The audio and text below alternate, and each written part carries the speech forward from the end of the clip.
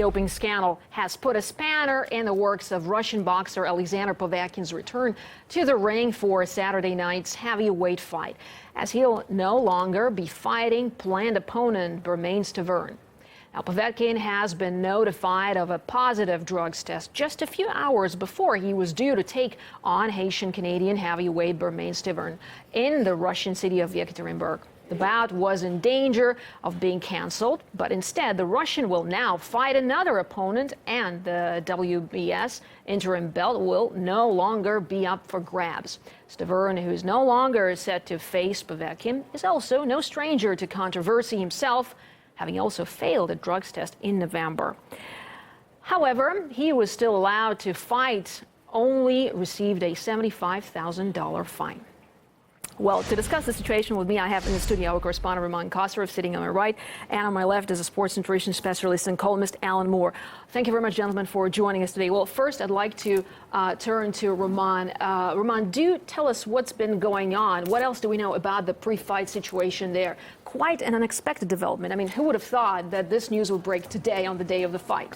Right, exactly. Nobody expected that at all. But at the moment, we do know that neither Povetkin nor his manager Rybinski are admitting to taking the illegal doping drugs. And at this point, they're trying to figure out what happened. As we know, the bout will take place, but the opponent will be different. Stiverne is not taking part. He said that there is no way he will be fighting here in Russia, even though, like you said, back in November he was accused of doping himself, and actually proven, and he was only slapped with a $75,000 fine.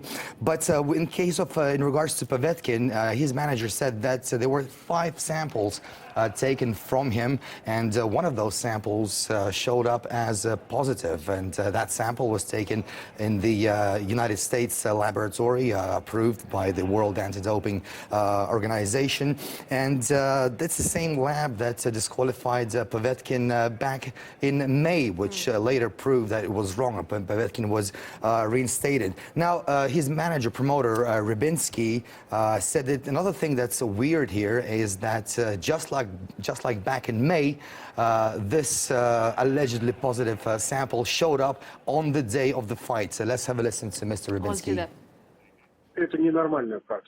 It's not normal practice, and it's very weird. It's the second time we've received one positive test out of 5 samples right before a fight.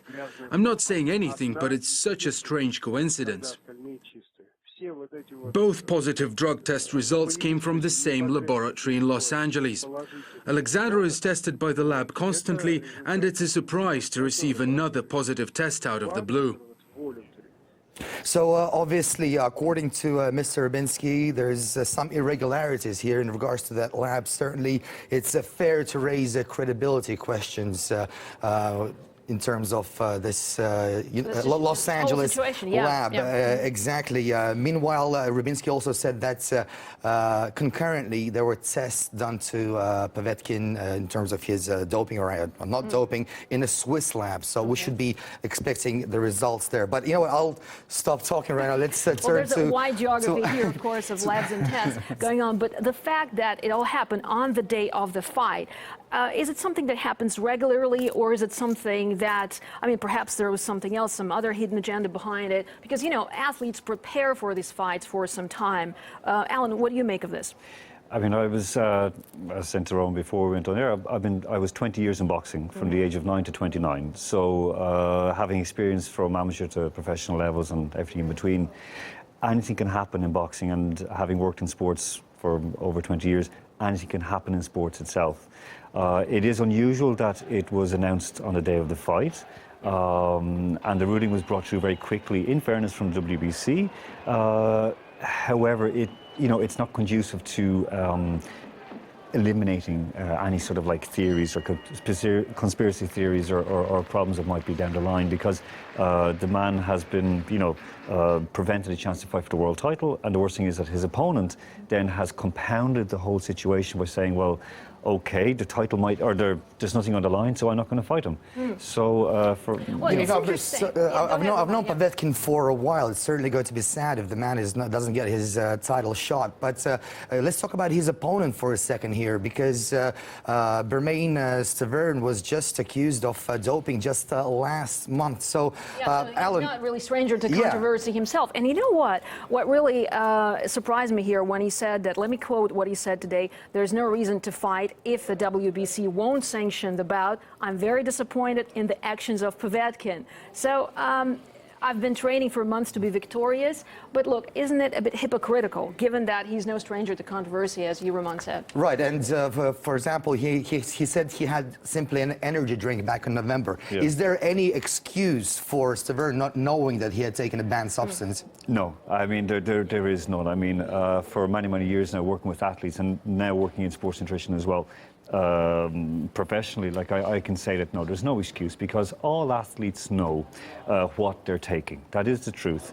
It might be a contaminated substance that was counterfeit. Okay, that's different. However, he took a substance called super harm to help speed up his recovery. So he knew what he's taking, but you know, because he said, "Oh, I didn't know it," he seemed to get away with it. So it could be double standards. It could be just, you know, whoever's promoter pays the most, and it could be a situation like that here. Well, but okay, the fight will take place today. Povetkin will be fighting, but he will not be fighting Stiverne.